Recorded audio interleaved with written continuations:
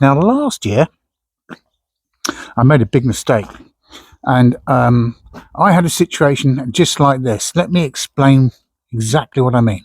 I had plenty of flowers like this. These are aquilegias, or some people call them columbines. There's another one there.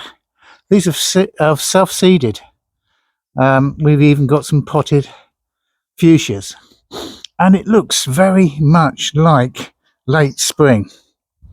It is the 3rd week of April, so we've got a couple of weeks or so left before we get to summer. But it looks nice and green, and the temperatures during the daytime are quite warm. However, I didn't make the mistake this year that I made last year. I mean, when you see flowers like this japonica, for example, it's easy to think that, you know, you see the bees on there, that it's a really nice time of the year. It is when you look at these flowers. I mean, even this calendula, that's been here all through the winter. All the time we had all the snow, it survived it. And then as the temperatures rise in the course of the day, these flowers really do open up, and in come the beneficial insects. So this lilac is absolutely beautiful, but it can lead me into a false sense of security if I'm not too careful. I don't know if you can make out, but just down in the corner there, she's very shy. Next door's cat, it's Jack's friend. Anyway, the pollinators are coming across from this lilac and dropping onto these 2 trees here. Now these are quinces. I'll try and put up the Hungarian name for it, begins with a B, but I'm sure my regular viewer will tell me what it is in the comments. I welcome that. But we can get quite a late frost in the late spring here. Now my last frost date here is the 10th of May. Sorry, the 10th of April. So I'm always panicking. Will my fruit trees have the blossoms knocked back? Here we are in the orchard. And what I'm always worried about is how much of a loss of the fruit will I get. Well, I had a couple of plums last year and, you know, 1 or 2 pears, but they never got to full ripeness. But most of the trees lost their fruit because of a late frost. But now look, we had a good temperature this year. Can you make out these guys? Here we've got some plums, some pears here, and this tree's got quite a few on them. Obviously they're very small, but the blossom held on. We didn't get a severe frost, and they're beginning to produce. This damson tree, as I call it, it's known here as a European plum, is absolutely full of fruit. You see? And there's so many there. It's absolutely incredible. We can't really pick these guys. They tend to fall on the ground, which is why I've cut this grass, but we can pick them up on a daily basis and make use of them. But generally speaking, the blossom has held its own. And as you can see here on this apple tree, hopefully we'll get a few apples. This is something that I discovered yesterday, walking around with a load of the house. Now, this is an apricot tree. It did have a bit of disease last year, and I cut it out, which is why that side is not as tall as this side. But look at this. We have apricots. It's quite exciting. So maybe this year will be the first year we get some decent fruit out of this space. Look at these cherries.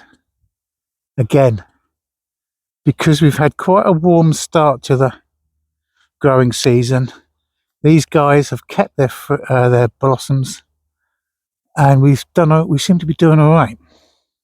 But there's always a catch.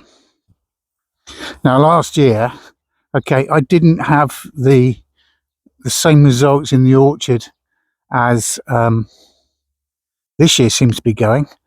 I'm actually watching all the sand martins and swallows flying around at the moment. So again, another sign that summer's very, very, very close. But the thing is, I've got to watch where I'm stepping now. I can never be sure by looking at the weather apps that are available, and I'm sure you're the same, of the conditions I'm going to get. Maybe, all right, in the height of summer, I know it's going to be 38, 40, 42 degrees Celsius. But at this time of the year, it's not as clear cut as it could be. So last year, what I did was I focused all my attention on studying the weather, not only from the apps on the computer, but also looking up at the sky and thinking, yeah, this is great, it's getting nice and warm.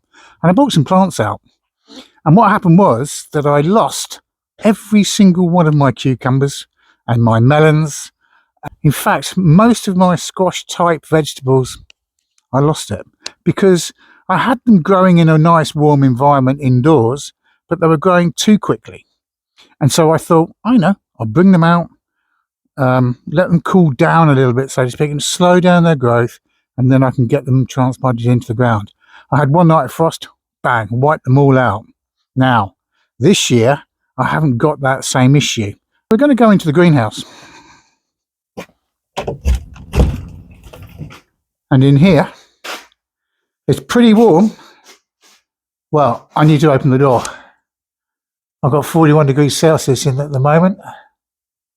And it's 11 o'clock in the morning. We'll get that door open.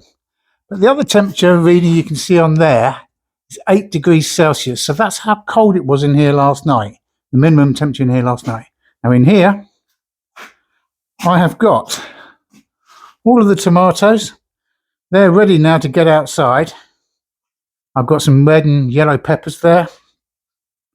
I've got a lot of cucumbers, courgettes, melons and butternut squashes. More melons across here.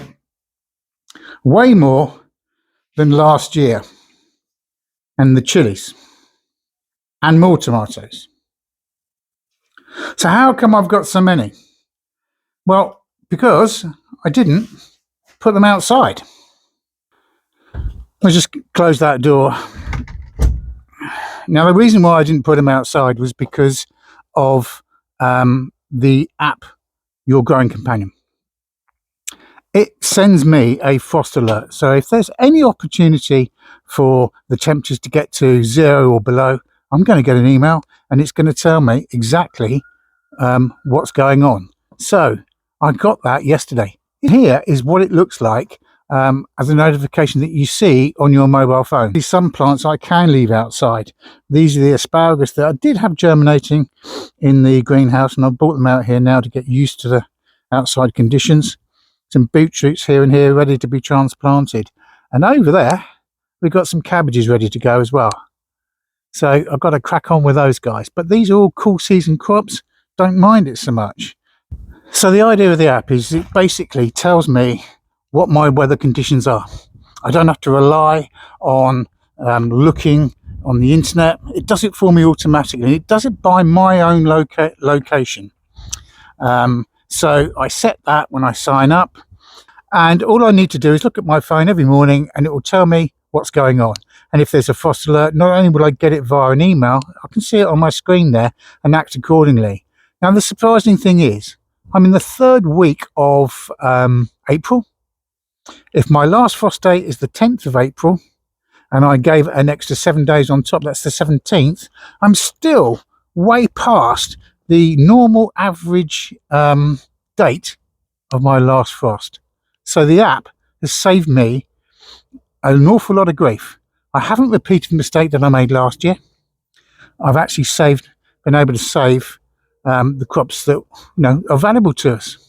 Don't get me wrong, I've got crops in the ground that I'm about to start harvesting.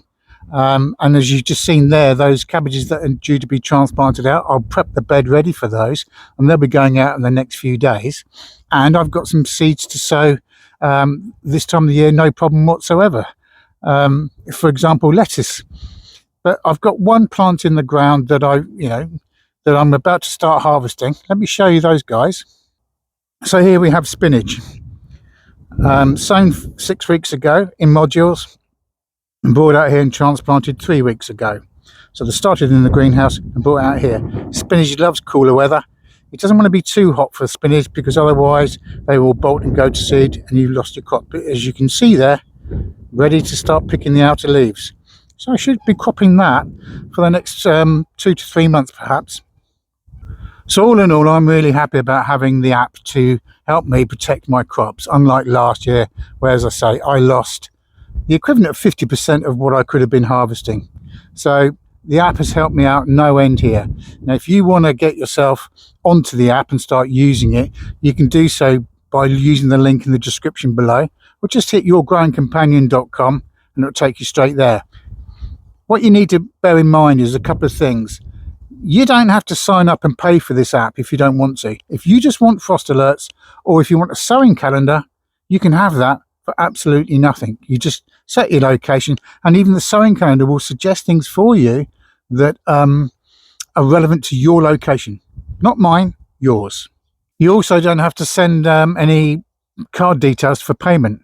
It's no problem whatsoever. But if you sign up today for the app, you're going to get a 14-day free trial. So you can look at all the other features that the app has, whether you want to take a photograph of it and add it to your garden as a library, or if you want to identify a health issue with a plant or a pest issue.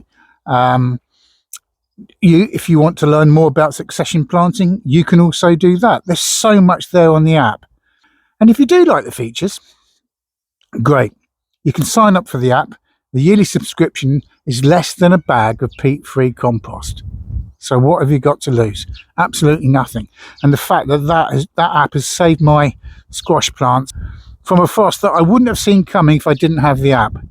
It's worth it, I think.